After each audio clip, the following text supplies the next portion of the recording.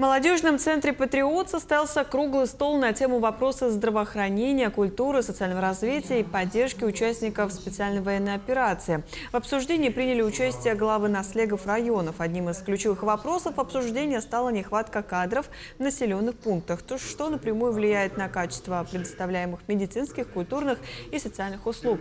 Кроме того, участники рассмотрели меры поддержки участников специальной военной операции и членов их семей. Мероприятие прошло в рамках 10-го съезда Совета муниципальных образований республики.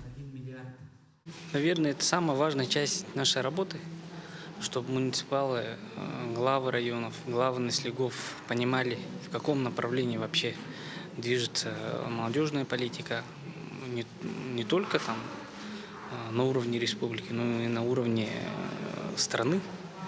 И какая работа и какая информация на сегодняшний день имеется на нашем уровне для того, чтобы люди понимали, как работать, что делать, какие меры поддержки есть.